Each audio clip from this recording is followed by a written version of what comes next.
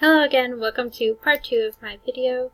So in the last video we had left off at the psychosocial crisis resolution and the factors that have aided and factors that have helped overcome the crisis.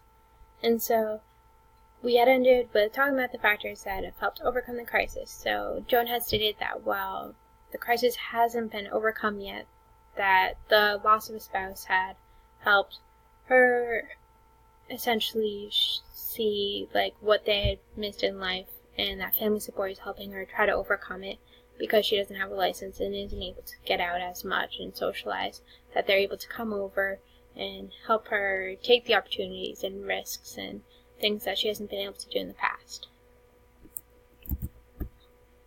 And so some multi-system areas that have aided or taken away, well, essentially aided the crisis, was the loss of a license, which helped aid her antisocial, isolative behaviors, the loss of a spouse, which helped her see what she was missing out on and helped her get motivated towards doing more.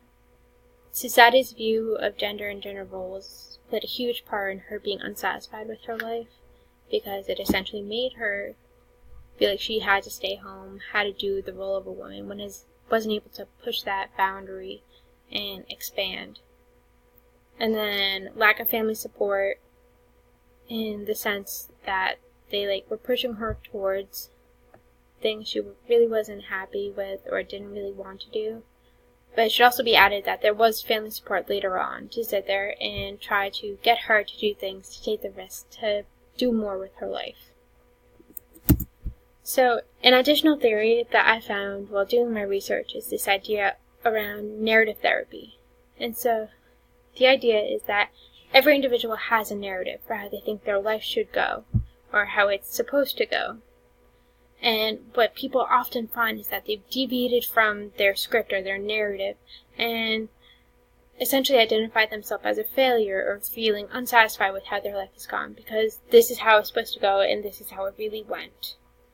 And so the narrative therapy involves allowing people to see the faults within their narrative and being able to come to terms with how their narrative really isn't as attainable as they thought it would be, and essentially getting them to make a new narrative that is one that they're able to accomplish a lot easier than the one they thought they would be able to but couldn't.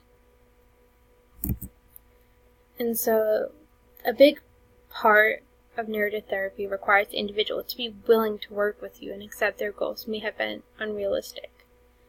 And so, if you have a person who sits there and thinks nowadays that by the age of 18 they're going to sit there, they're going to have a great job, go out, buy a house, have kids by the age of 25, it may not be as realistic. So it might be sitting down with that person, telling them okay, this might not be the most realistic goals. Here, are we able to make some changes?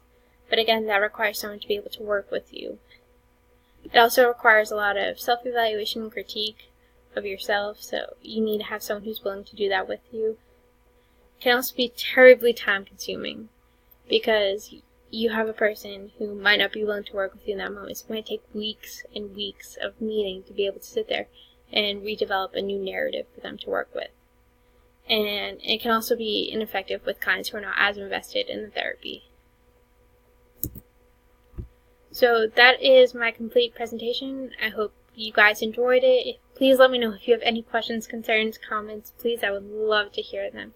Again, thank you so much. Have a great day.